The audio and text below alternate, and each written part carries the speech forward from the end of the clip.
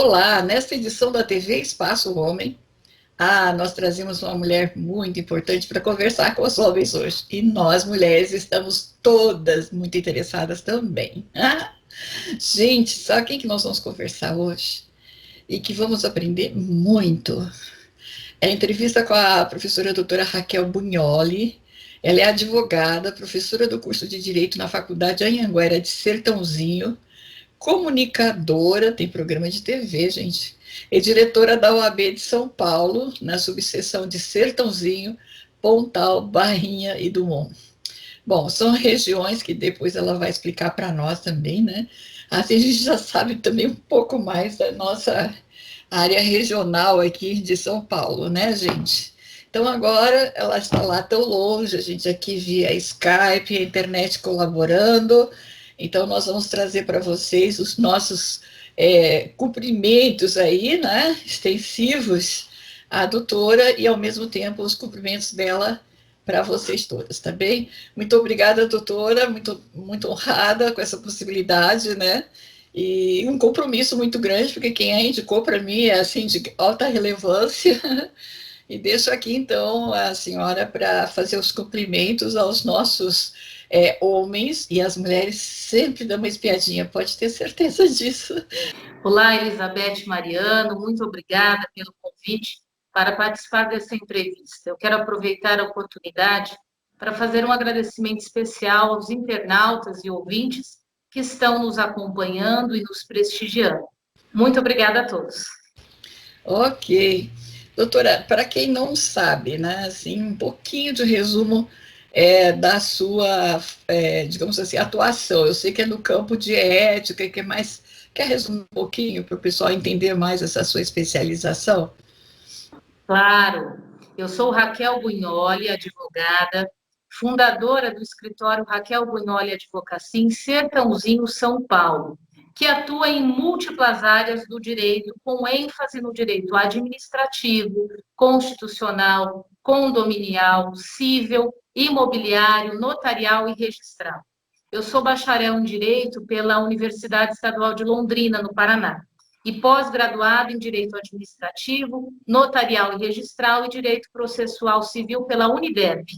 Também sou professora no curso de Direito da Faculdade Anhanguera de Sertãozinho, apresentadora de programa na STVI Web TV, servidora pública licenciada, palestrante em diversas áreas do direito e diretora tesoureira da 80ª subseção da Ordem dos Advogados do Brasil, seção São Paulo. Olha aí, gente. Quantas coisas importantes, hein? Maravilha. Olha, é assim, vamos estar conversando com pessoas mais leigas, não é? Os que já sabem bastante, claro, vão acompanhar. Mas vamos falar para o coração das pessoas leigas, né? A gente fala porque o Estado tem obrigação, porque é obrigação do Estado, e enfim, aí o Estado não fez, por que que não fez? Que confusão é essa? Tinha que ter feito, fez uma lei correndo. E a pessoa leiga, né, está lá no meio dessa confusão toda, né? E se é servidor público, muitas vezes tem várias atividades, várias formações dentro desse campo, né? E de repente se vê, tem desconto, não tem desconto, entraram aqui, não deram, não sei acolá, né? A gente vai, vamos supor assim, entra com uma ação no judiciário, deu, não deu, o advogado tinha que ter feito, não fez.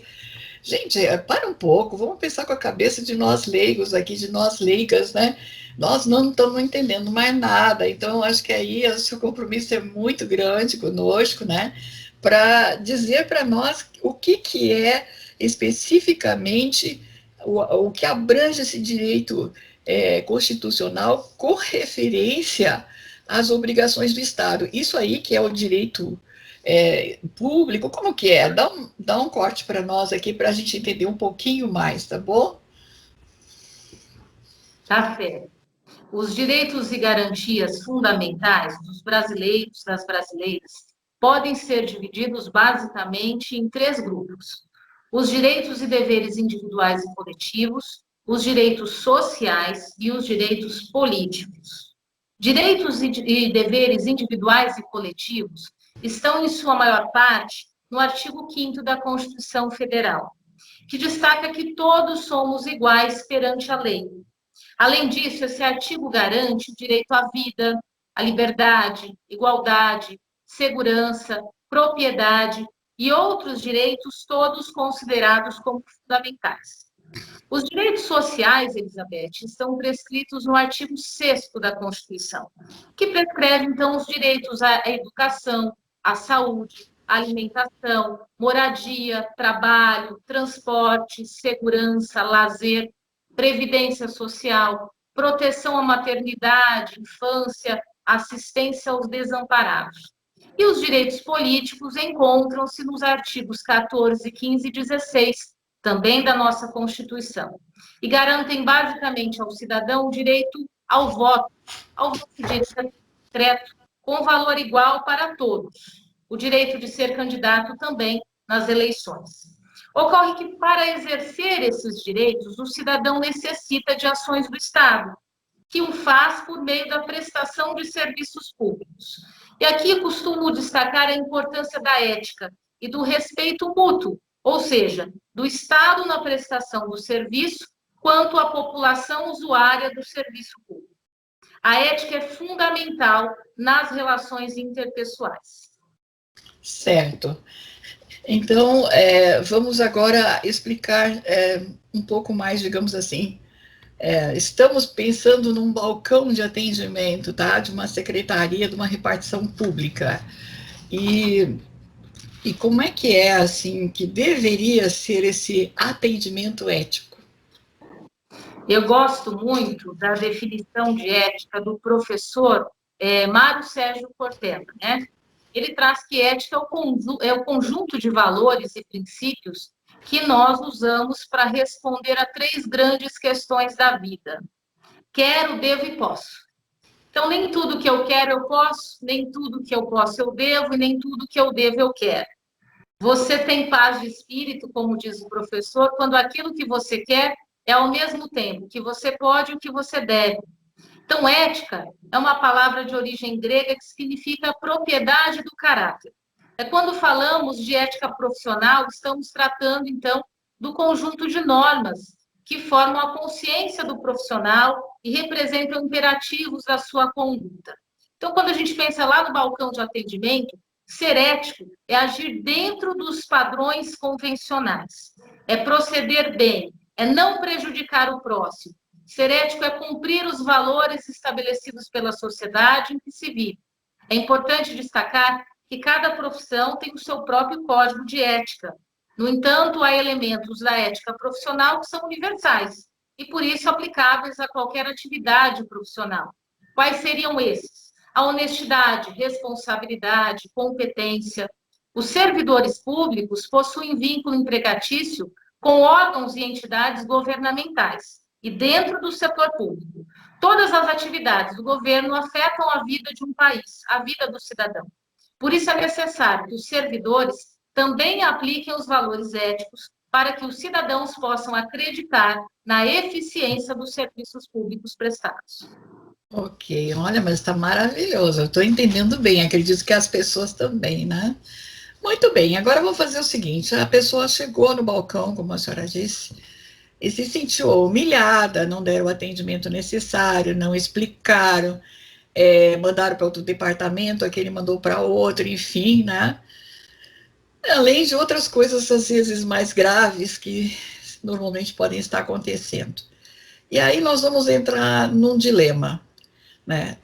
Às vezes tem pessoas que vão chegar, às vezes são advogados, às vezes são outros servidores de outras áreas, né? Não, eu dou um jeitinho lá e tal. É porque você não soube fazer, você foi sozinho, né? Você foi sozinho, não é assim, né? Enfim. E aí nós temos hoje uma estatística bastante dolorosa, né? De corrupção, né? De uma falta de controle, né? Uma desorganização, na verdade, né, gente? E até mesmo, nós temos conhecimento de sentenças judiciais e até acima com os embargadores, ferindo direitos humanos de pessoas muito frágeis, né? Então, nós temos essa documentação. E aí nós entramos num problema a falta de ética vai misturar com outras coisas. Quais são essas outras coisas aí tão graves que infelizmente ocorre também com o funcionalismo mal comportado? Vou dizer assim. Pergunta excelente, bastante complexa, né? A nossa Constituição Federal, em seu artigo 41, ela traz que os servidores nomeados para cargos de provimento efetivo, em virtude de concurso público, eles serão estáveis após 3 anos de efetivo exercício, tá? E que um servidor estável só perderá o cargo mediante sentença judicial transitada e julgada, processo administrativo, que lhe seja assegurada, né, uma ampla defesa e mediante também uma falta de aprovação em sistemas de avaliação de desempenho. Então, sendo assim, o servidor que comete alguma infração ético-disciplinar, ele responderá a um processo administrativo. Porém, Elizabeth, não há estatísticas oficiais sobre quais as infrações são mais corriqueiras dentro dos órgãos governamentais, né? As penalidades ao servidor, elas são variáveis, de acordo com a infração ética. Pode ser multa, advertência, suspensão, cassação de aposentadoria ou de disponibilidade, destituição de cargo em comissão ou de função comissionada e até demissão. Além, claro, da responsabilização na esfera penal e civil, a depender da natureza e da gravidade da infração e da extensão dos danos, né? E outros elementos. Então, o cidadão ele precisa sempre estar muito atento a tudo que acontece no serviço público, na prestação do serviço público. E lembrando, né, o servidor, a palavra já diz, ele vem para servir, e o dinheiro é um dinheiro público. Então, todos nós temos o dever de fiscalizar os atos, as condutas dos nossos agentes públicos, dos nossos agentes governamentais. Certo.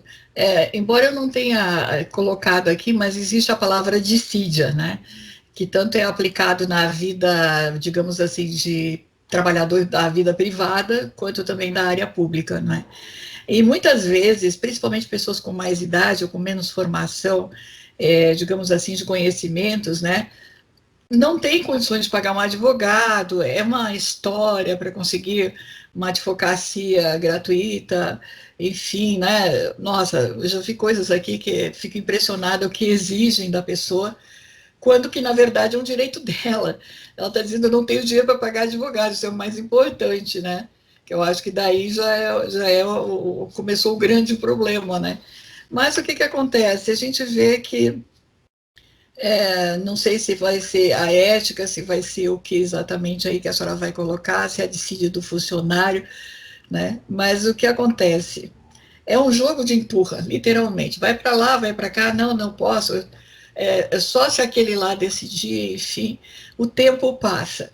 Os processos que poderiam muitas vezes estarem resolvidos em 2, 3 anos, nós temos um caso aqui de 17 anos, tendo a precedência, né, que já estaria tudo resolvido. Então, esse trabalho que, digamos assim, de desmoralizar a pessoa que tem o direito, eu acho que é uma desmoralização da pessoa, é uma desmoralização do judiciário, porque esses juízes já deram a sentença, já houve aquele órgão superior que confirmou a sentença, não tem que ficar todo mundo ainda tentando brincar e defender, né?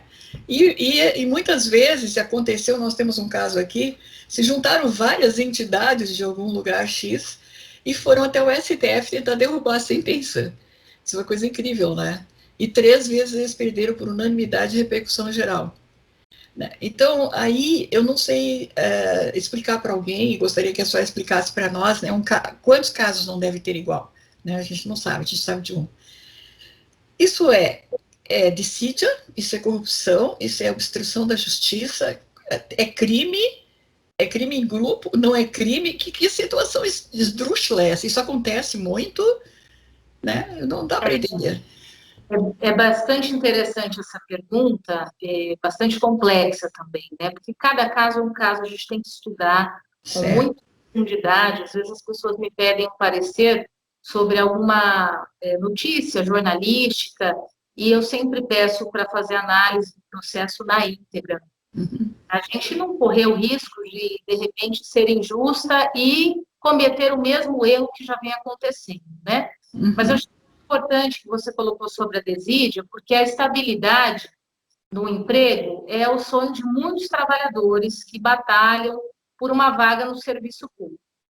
Tal garantia protege o servidor de pressões hierárquicas e políticas e resguarda a própria administração, assegurando a continuidade dos serviços. Entretanto, Elizabeth, não faltam críticas à estabilidade funcional. Muitos acreditam que ela favorece a baixa qualidade do serviço público, uma vez que o servidor estável não teria compromisso com a produtividade e eficiência. Contudo, a própria legislação traz uma série de deveres e proibições, que, se não observados, geram punição, da simples advertência à demissão. Tudo depende da natureza, né, da gravidade da infração, como você mesma colocou aqui, do dano causado, das circunstâncias e dos antecedentes funcionais, tá? Especificamente em relação ao que você questionou, eu estou aqui me referindo, então, da desídia, assim, classificada em relação aos empregados regidos pela CLT, tá?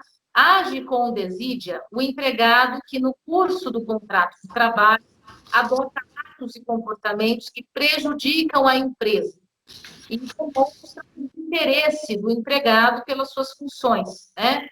Os elementos caracterizadores são o descumprimento pelo empregado de obrigações de maneira diligente, desrespeitando orientações da empresa. Podemos ter como exemplo a baixa produtividade, atrasos frequentes, faltas injustificadas ao serviço, a produção imperfeita, abandono do local de trabalho durante a jornada, entre outros exemplos. Quando transportamos esses elementos para o servidor, estamos diante de cometimento de infrações ético-disciplinares, que devem ser apuradas por meio de processo administrativo ou sindicância, assegurando-se a ampla defesa. Agora, se a autoridade responsável pela notícia da infração conhecia do fato e nada o fez, entendo que caiba aí uma providência até mesmo junto ao Ministério Público competente. Ao cidadão deve ser assegurado um serviço eficiente, resolutivo e de qualidade, com um tratamento respeitoso, ético, sempre. Ok, muito bom, excelente. Muito esclarecido, por sinal. Doutora, eu fiz uma pergunta aqui falando em ética também de advogados, né? Advogadas. Eu li que aproximadamente no Brasil hoje estão em torno de 620 mil profissionais da área de advocacia, né? E nós temos mais mulheres que homens. As mulheres superaram 75 mil a mais que os homens advogados, né? São mais advogadas. Muito bem. Eu li bastante, doutora, porque foi difícil fazer sua entrevista para mim, não sou da área, né? Poxa vida, mas como tem trabalhos de grandes doutores, especialistas, orientando essa questão de ética da advocacia, como tem coisas que envolvem essa questão ética que a gente não tem nem noção, né, sendo pessoa leiga, né? E o que a senhora quer dizer, então, a respeito de vocês terem até um conselho de ética, né? Vocês têm estadual, federal. Por quê? É tão fácil, assim, alguém também dessa área ter problemas com ética? É um controle que realmente está funcionando? Porque a gente lê no noticiário aí advogados envolvidos com áreas de corrupção, Polícia Federal batendo até dentro da OAB, né? Fazendo apreensão de documentos dentro da OAB.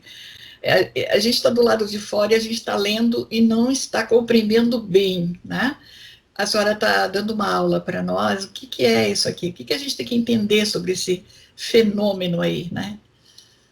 Elizabeth, a Ordem dos Advogados do Brasil é a instituição de maior credibilidade do nosso país, né?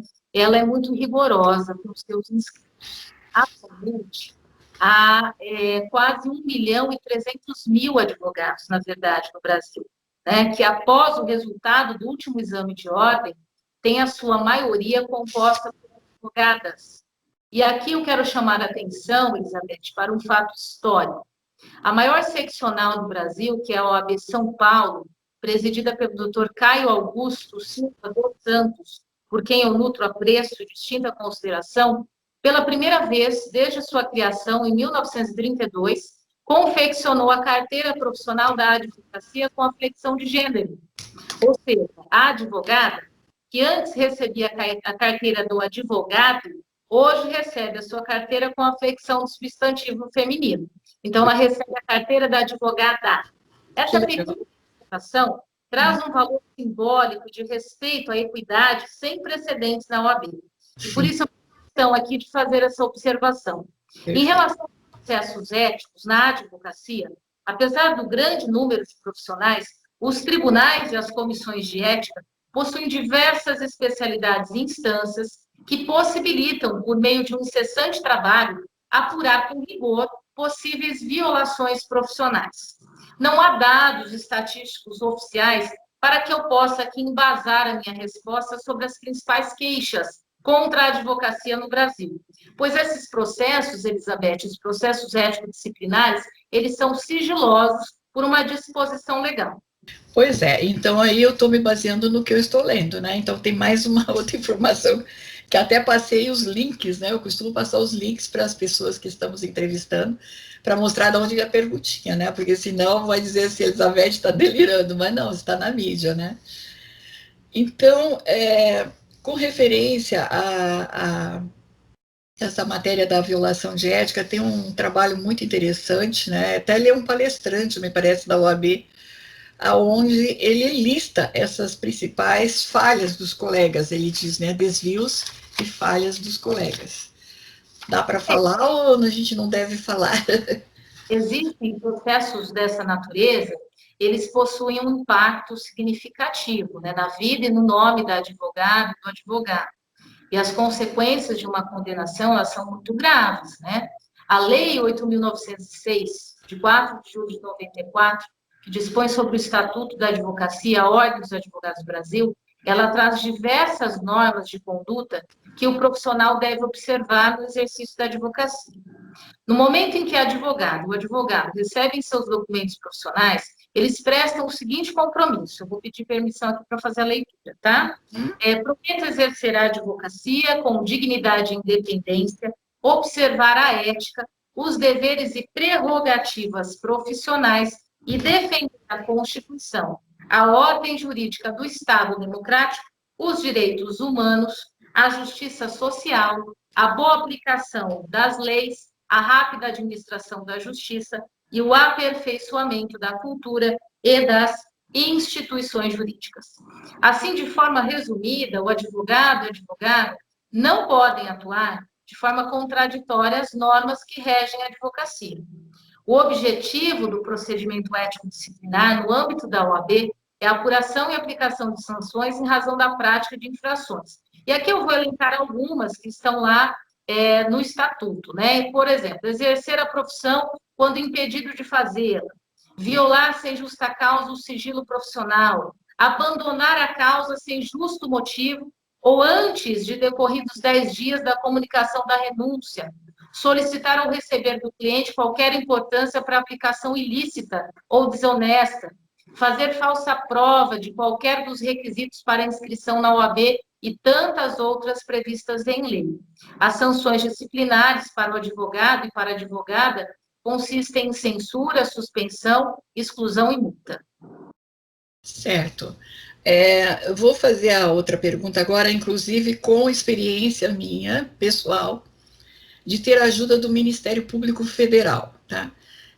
Eu entrei muitas vezes no Ministério Público Estadual e não tive a mesma, digamos assim, o mesmo atendimento, tá? Então, eu acho que o Ministério Público Federal foi mais sensível para as minhas dificuldades, né? Não sei se por questão de cidadania, de estar mais avançado, de entender que eu poderia, sendo mulher, ter, sim, minha mídia particular, mas também de forma, né, com difusão coletiva, enfim, sociopolítica, né, de direitos humanos que a gente vem trazendo. Eu digo que eu fui muito mais bem acolhida, atendida.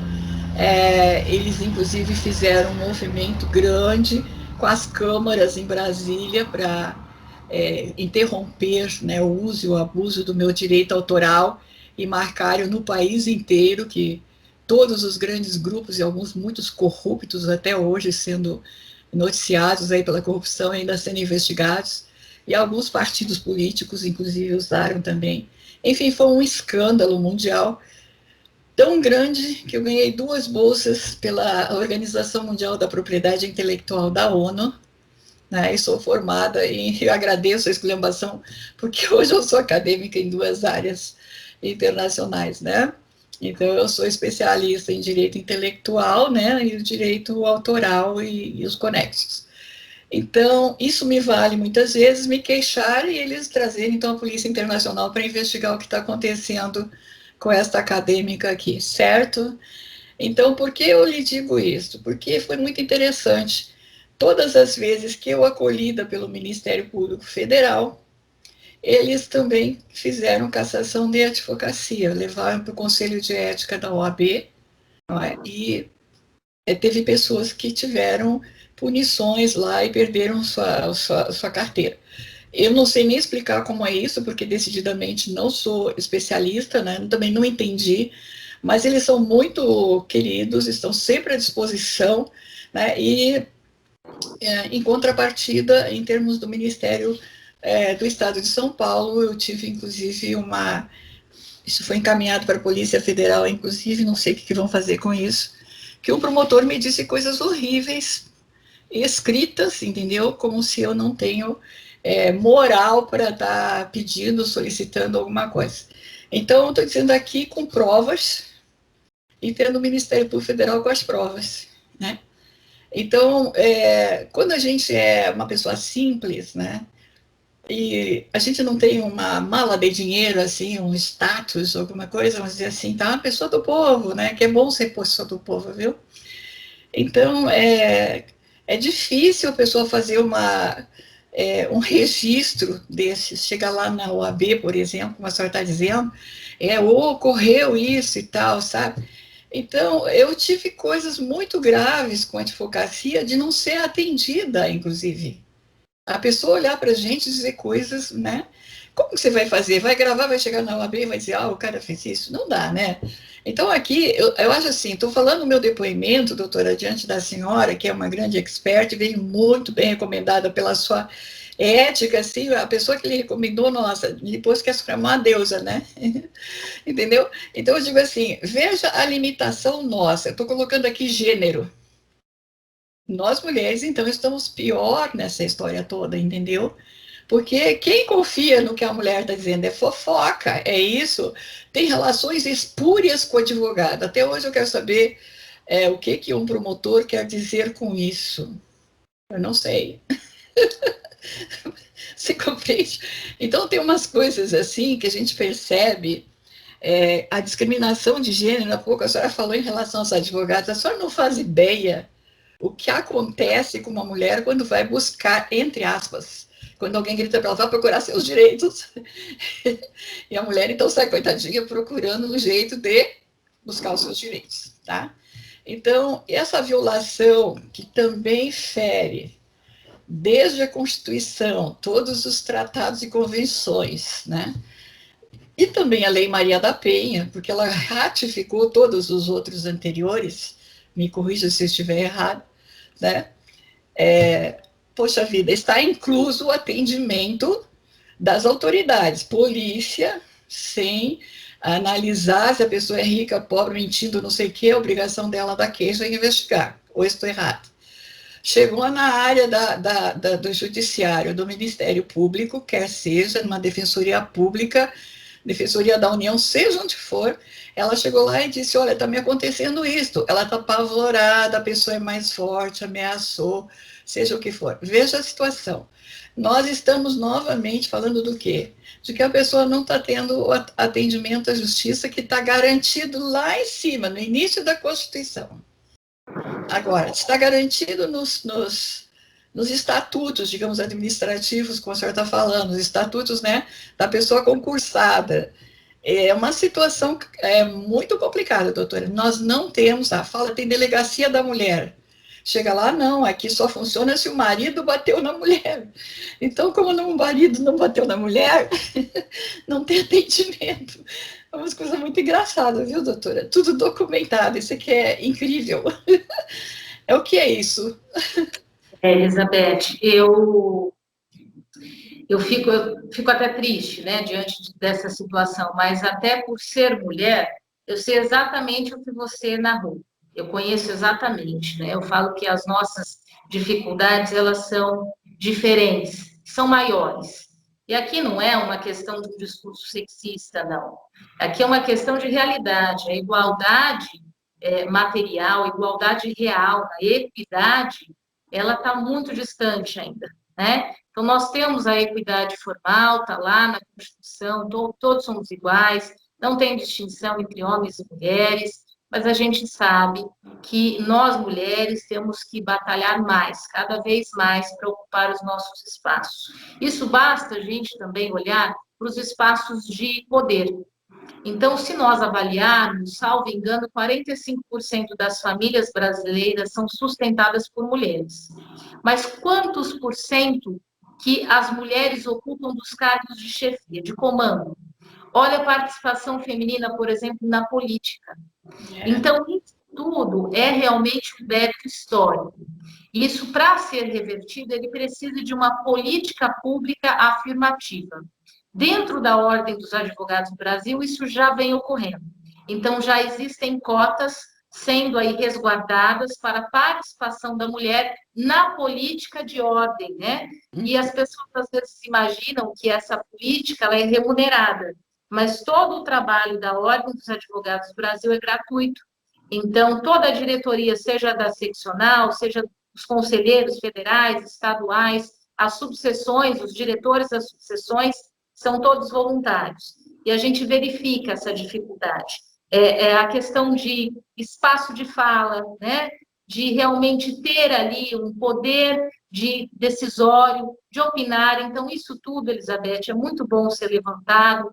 É muito importante também que a gente lembre que a violência, quando a gente fala de violência contra a mulher, não é só aquela violência que salta aos olhos, aquele hematoma, violência física. Tem vários outros tipos de violência, que eu, inclusive, me coloco aqui à disposição para voltar numa outra oportunidade para a gente conversar um pouquinho, Sim, por favor. além sobre os tipos de violência, mas muito oportuno, viu, Elizabeth? Muito obrigada por esse espaço, porque a gente precisa realmente buscar um poder, buscar colocar as mulheres em condições de igualdade, porque ainda estamos longe disso ser uma realidade aqui no nosso país.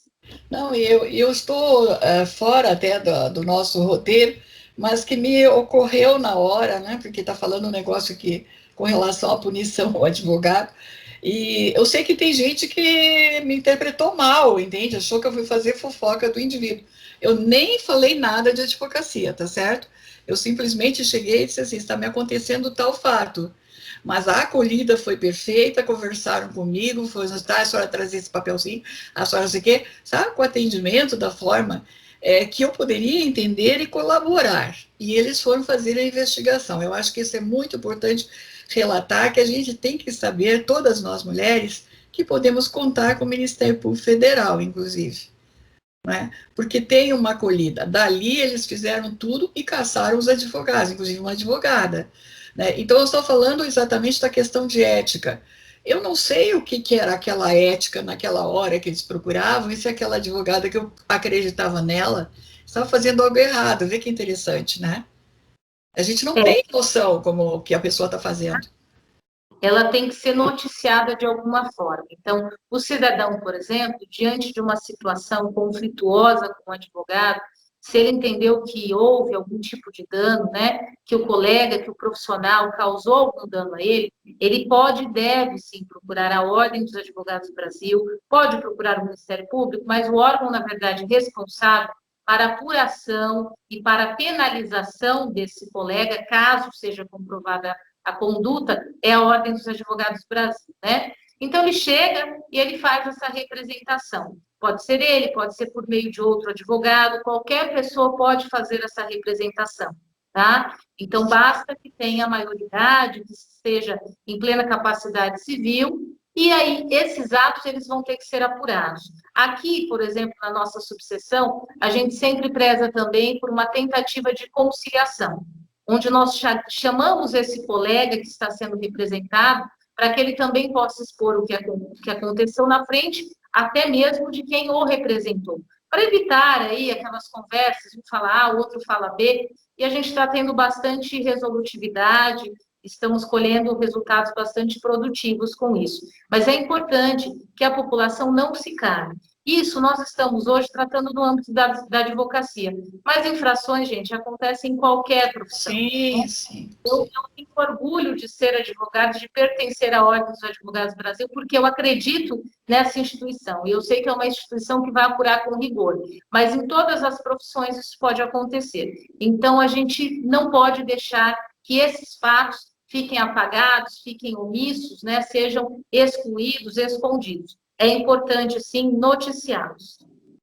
Isso aí eu acho que tem que também, de novo, fazer uma nova entrevista, explicar como, quando, quais casos, eu acho que é importante, que são mais comuns, né? Porque é muito difícil, doutora. O que a senhora falou, a senhora bateu assim, bateu o gongo no lugar certo, como eu digo, né? Não é só ali, entende? Não é só nesta profissão, são em outras áreas também que estão ocorrendo, né? Vai numa delegacia, tem um atendimento que você diz, mas vem cá, o que aconteceu? Você foi xingado, o cara pegou o papel da tua mão, botou na gaveta e chutou a gaveta, acabou, te mandou embora, sabe? Então, eu acho assim que falar isso aqui, que nós estamos falando agora, nesse exato momento, de questão de ética e responsabilidade funcional, né? Não estou falando de responsabilidade funcional, né? O advogado, ao ser contratado pela pessoa particular, ele está sendo contratado para fazer uma área funcional no serviço público. Ele fica, então, em duas responsabilidades, eu até diria, né? Não é isso? Existe a contratação particular e existe um convênio com a Defensoria Pública. Então, em municípios onde não existe a Defensoria Pública instalada, a Defensoria faz um convênio com a OAB. Então, os advogados que têm interesse em prestar esse serviço por meio desse convênio, eles são remunerados pelo Estado, tá? Então, aquela pessoa hipossuficiente, ou seja, aquela pessoa em situação de miserabilidade jurídica, ela não tem condições de contratar um advogado de forma particular. Então, ela pode se dirigir onde tem a Defensoria Pública e nos municípios onde não existe a Defensoria Pública, ela pode procurar a Ordem dos Advogados do Brasil, onde será nomeado um advogado para representá-la. Então, o acesso à justiça, quando está lá na lei que todos têm direito à justiça, o acesso à justiça é garantido, mesmo aquelas pessoas que não possuem recursos financeiros para contratar um advogado. Certo. Tem alguns processos que eles colocam assim, a pessoa não tem condições de pagar. A senhora usou a palavra miserabilidade. Antigamente se usava isso, agora usa um outro termo que eu estou tentando me lembrar e não consigo. Mas, não é? Então, Insuficiência financeira. Exatamente. Quais são, não está no script, mas já que está falando aí, quais são as condições que uma pessoa pode olhar para si mesma e dizer, estou hipossuficiente para pagar a advocacia e as taxas e não sei o que mais. Vamos lá, vamos ver. Para conseguir acesso por meio do convênio da assistência judiciária, a pessoa não pode receber mais de 3 salários mínimos. Mas é uma série de critérios que tem que ser analisados, viu, Elizabeth? Porque envolve questões patrimoniais, se a ação ela está coberta, né, pelo convênio, então é bem complexo. Nós teríamos que chamar alguém da Comissão de Assistência Judiciária, e aí eu não sou a pessoa mais indicada, infelizmente. Pelo que eu entendi, também verifica se a pessoa tem casa própria, pagar aluguel, se a pessoa tem carro, quantos filhos, se tem não sei quantos dependentes, tem uma série de outros critérios também que envolvem, não é isso? Isso mesmo. Então tá, então já ficou mais claro para as pessoas também e procurar, né, os direitos dela, de repente está se encaixando dentro de um segmento deste, né? Doutora, eu estou encantada com a senhora, sinceramente, olha, eu aprendi um monte, mas nós não falamos em alguém que é muito importante, que o Brasil está com um alto número de índice, as pessoas idosas, e as deficientes, né? Automaticamente elas são hipossuficientes, porque elas já têm até uma proteção de lei federal, né? Eu acho que a grande parte das pessoas que fazem coisas que prejudicam, né, não vou dizer crimes, são coisas, atos, né, nocivos, que prejudicam pessoas idosas e pessoas com deficiência, ou, enfim, impossibilitada, né, de ter aquela condição de estar responsável, né. Então a gente vê assim que fica o pessoal faz não sei o que, eu digo, gente, não faça isso com pessoa idosa. Quem investiga é a Polícia Federal, é lei federal. E as pessoas ficam meio assim. Por que as pessoas não entendem que lei federal é também de alçada das instituições federais, ver o que está se fazendo? Imagina tirar dinheiro de todas as pessoas idosas, né? A gente está vendo algumas coisas aí, né? Todas as pessoas idosas ficaram, por fim, por último, em algum tipo de atendimento. Aí tem uma porção de outras coisas que a gente for olhar. Ela deve me está se enchendo, né, professora? Mas eu acho que é uma coisa assim que está acontecendo a olhos vistos. Eu não consigo compreender, doutora, o que é que falta para as pessoas entenderem quando é uma lei estadual, quando é uma lei municipal, quando é uma lei federal, e as responsabilidades em torno disso, né? Eu acho que é aí que está o grande problema que a gente vai estar encontrando, né? Ah, pegou uma pessoa com 70 anos para fazer a ação, ela já é hipossuficiente praticamente já pela idade dela. Agora tem que ver se ela é ricaça, se ela é do departamento. As questões de vulnerabilidade, elas são múltiplas. Então, tem vulnerabilidade em decorrência do estado físico, né? Tem a vulnerabilidade em decorrência da idade, tem a vulnerabilidade em decorrência da questão econômica. Então, são várias as vulnerabilidades que nós temos. Foi bom você falar disso também, Elizabeth, e oportuno. Eu tive o prazer de escrever uma minuta de projeto de lei, uma lei municipal, tá? Porque chegou aqui no meu escritório uma consulta, porque a administração pública estava tendo bastante dificuldade de colocar os menores infratores para cumprirem a prestação de serviços à comunidade, como medida socioeducativa. Então, esses adolescentes, eles faziam com má vontade, né, com desrespeito à ética, à educação.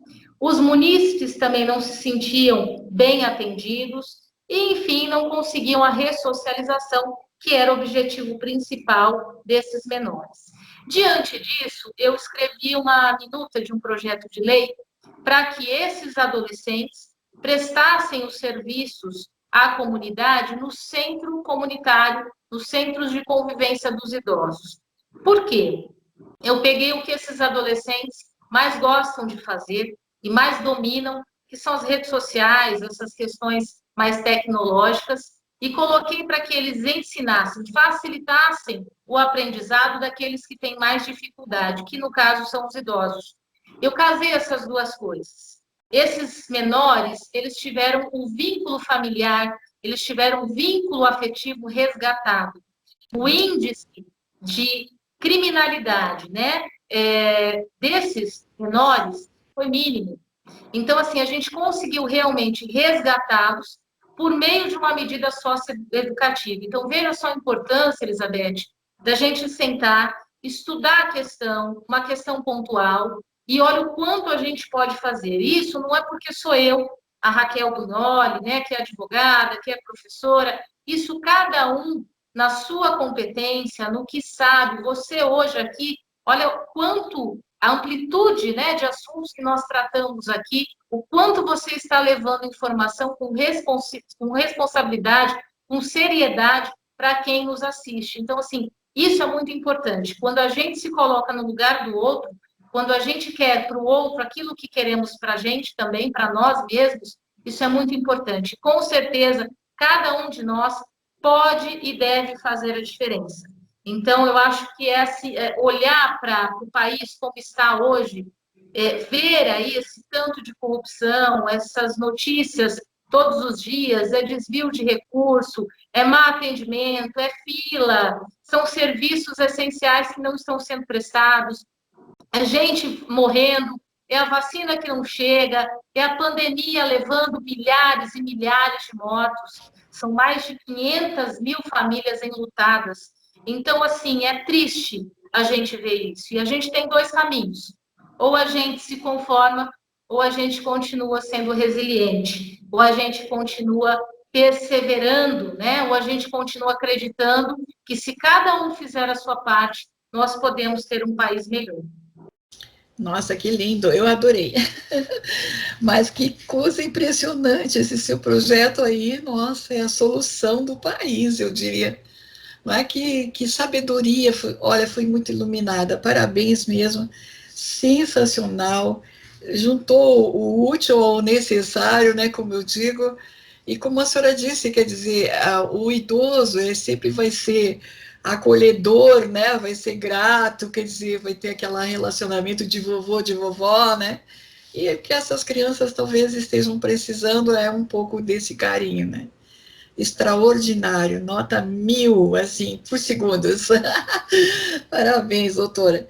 Mas vamos lá. E assim, o que eu não tenha perguntado, que a senhora considera que seja importante para nós leigos. Nós estamos conversando com homens, né? E também com mulheres. Eu usei meu exemplo de mulher para que os homens entendam, né? Provavelmente deve estar assim, o que está no espaço homem? A Elizabeth querendo falar com uma mulher. Por que a Elizabeth, mulher, está dando o exemplo dela? Porque a maior parte dos homens são os que estão decidindo nas grandes esferas, né? Do governo, enfim, do judiciário, seja o que for. Eu acho que é importante, sim, falar a verdade, né? A gente sofre a verdade e a gente fala e divulga a verdade. Estamos diante de uma grande expert e veja quanta informação ela trouxe, agregou, ensinou, orientou os homens, inclusive, né, que tem as leis, que tem tudo e que não está sendo aplicada. Orientou a nós mulheres que nós temos que continuar nos juntando e exigindo a aplicabilidade do que são os nossos direitos, né? E não adianta uma só falar sozinha, tem que ser 2, 3, 5, 10, né?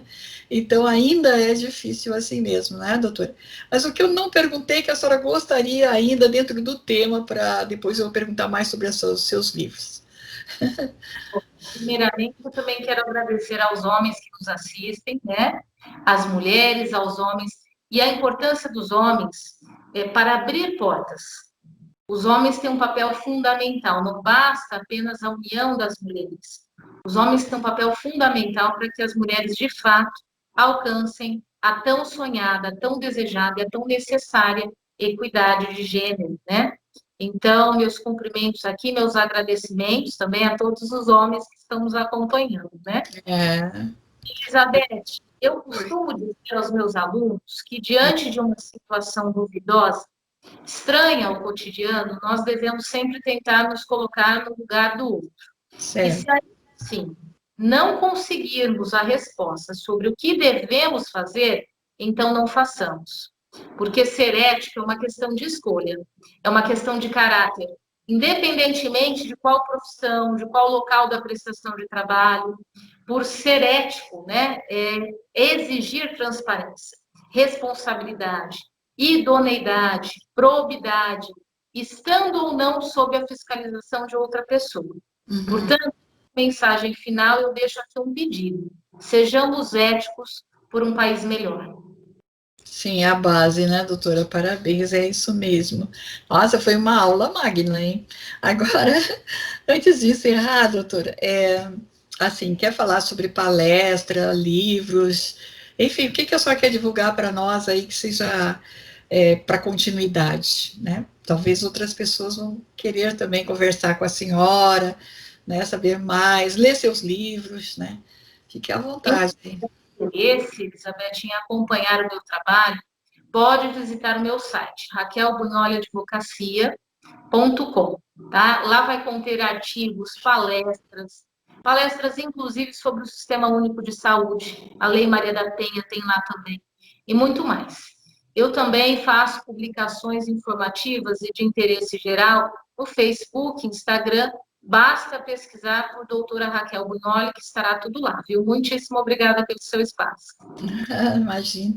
É nossa obrigação e dever, né? A senhora está esse horário aqui colaborando conosco, né?